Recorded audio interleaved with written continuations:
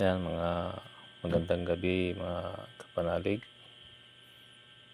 Konting share lang para meron po kayong konting ideya pagdating sa mga mutya o agimat ng kalikasan. Ano po? Ako nga pala si Apo Liwanag, Apo Ronald ng Nueva Ecija, manggagamot sa spiritual at sa physical. Yan.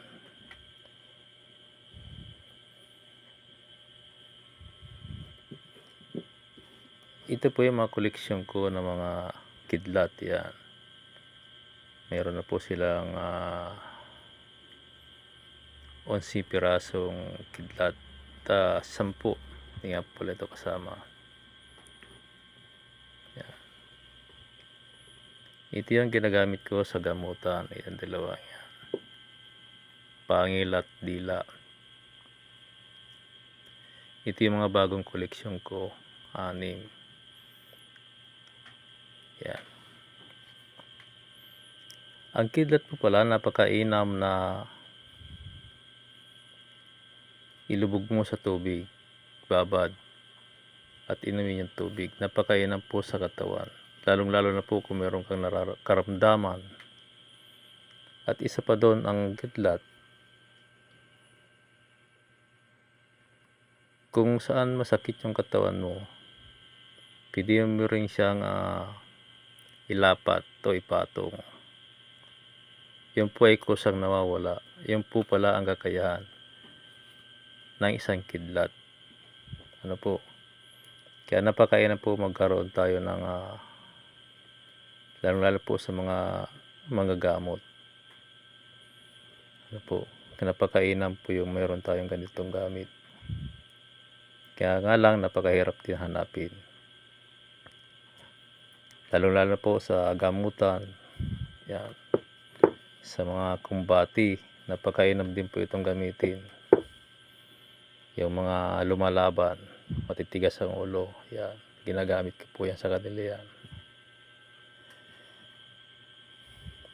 Yan po ang kakayahan ng kidlat sa spiritual. Sa physical naman po, napakaganda rin pong tangan-tangan yan. Lalo kung nagbabiyahe ka sa mga disgrasya na hindi natin maiwasan, napakainam din po yan na gamit. Kasi ito po may mga gabay na po yan. May mga gabay. Yan. Dati bumibili ako ng kidlat kay kaibigan nating Ismatak, Kinatak. Yan. Doon ako bumibili dati. Kaya lang nung tumagal na, pinagkaluban pa ako ng Panginoon ng mga kidlat. Kaya napakainam po na meron tayong tangan o gamit na kidlat.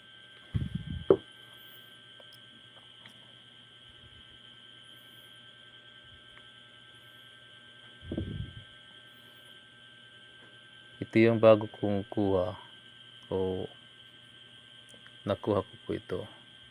Pinagkaloob sa akin ng Panginoon. Yan. Nakuha ko po ito sa lupa.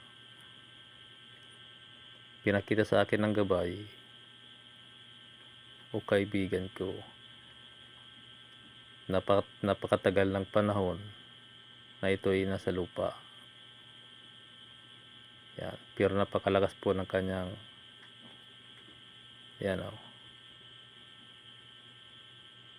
yung kuryente na pinararamdam niya at saka yung malakas ang higop. Yan. Ganun po ang kidlat.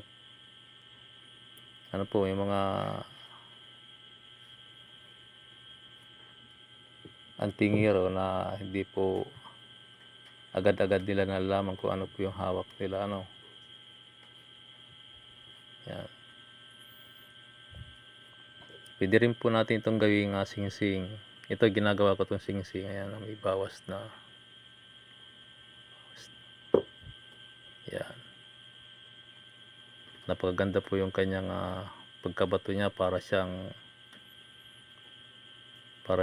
yung mabuti, kakinis sa kanyang loob, kaloob-looban ng kidlat.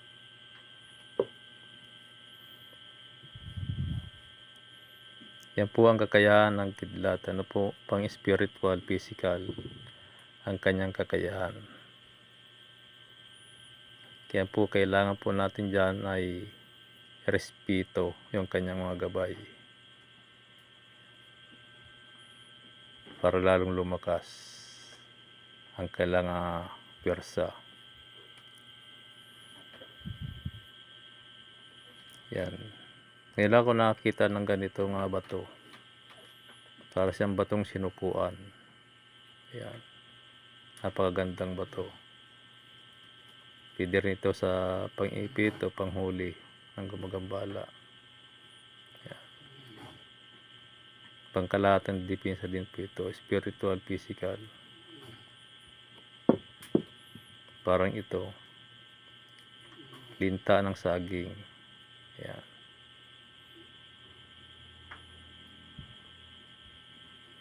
May ilan akong hawak nito, kaya lang yung iba pinabigay ko na eh. Ito yung sarili kong gamit. Ang kakayahan po nito ay pang physical, spiritual din po ito.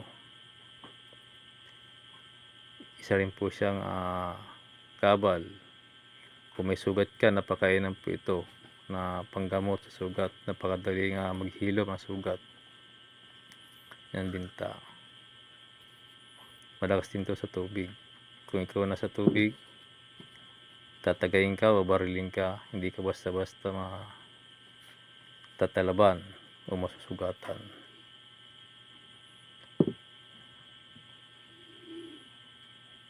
At ito yung lagi kong hinihingi sa mga kaibigan ko na yan, tikbalang. Ito yung buto ng tikbalang sa talampakan. Ito yun. Ito yung pang-apak niya. Napakainom din po na gamit ito. Ito po pangkalahatan depensa rin po ito. Sa physical, napakainom din po ito. Malakas din ito sa physical. Yan. Napakahirap din po ito makahingiin ito kasi ang mga tikbalang po napakahirap po yan. Hindi basta-basta sila nagbibigay ng mga mutya. Hindi katulad po ng kapre. Yan, napakabait po ng kapre. Hindi sila madamot sa mga mutya. Marami ako nito. Yan. Ito pangkalahatang depensa din po ito. Spiritual, physical. Hindi nga lang siya kabal. Pero hindi ka naman makikita kung ito'y tangan mo. Kung ikaw ay pag-iisipan ng masama ng kapwa mo tao. Yan. Ito po yung kanyang gamit. Pang spiritual, physical. At ito naman yung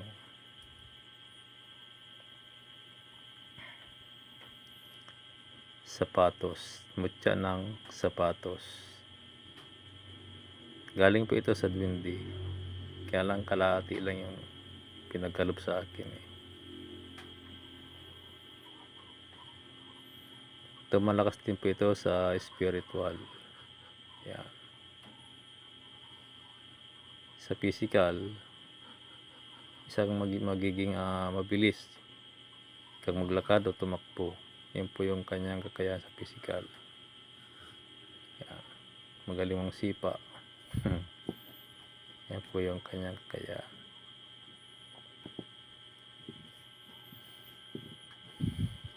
Yan po ay pinagkaloob po sa akin yan dahil humingi ako sa kanila. Yan.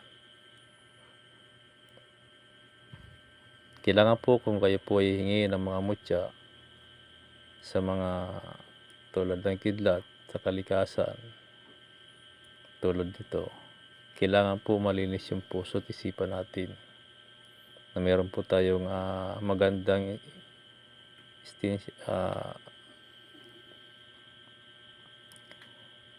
magandang hangarin sa mga mutya na paggagamitan natin ay para lamang sa kabutihan. Hindi po tayo bibigyan kung kung marumi ang ating puso at isipan. Ayan, kailangan po maging malinis at maayos yung ating pakikitungo sa mga ating hinihingian. Yan. Hindi pa ako naghirap sa paghahanap ng mga yan. Kusa ko po nga nakikita yan. Ayan, ayan.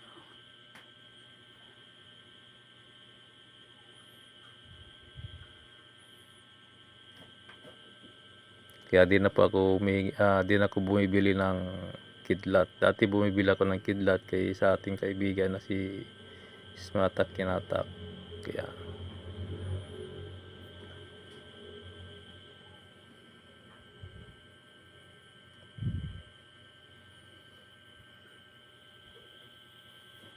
yan.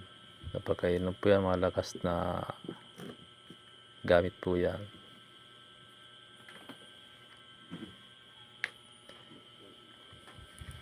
Yan po, salamat po sa mga nanonood at nakapagbigay pa ko ng kaunting kaalaman. Naway ay pagkaluban din po kayo ng dakilang Ama kung kayo po ay nangangailangan ng ganitong pandipinsa sa sarili. Kasi napakahirap po na panahon natin ngayon, talagang laganap ng kasamaan ng kadiliman. Yan.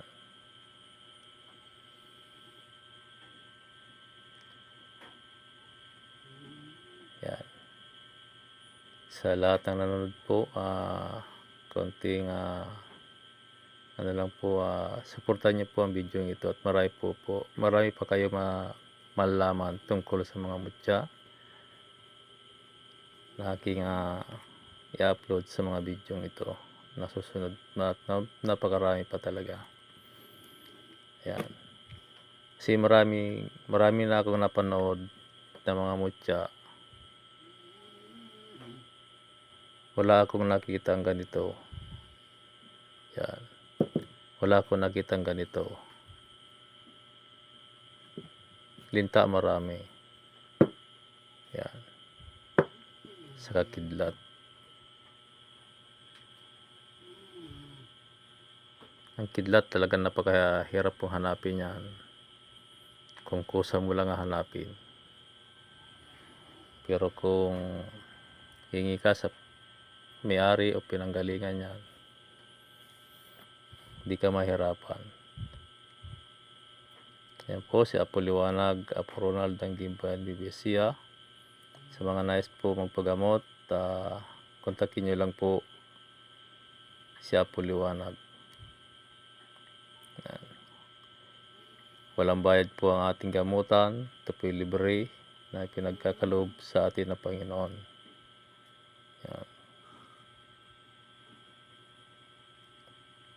Maraming salamat po sa lahat ng nanonood at God bless po sa inyong lahat.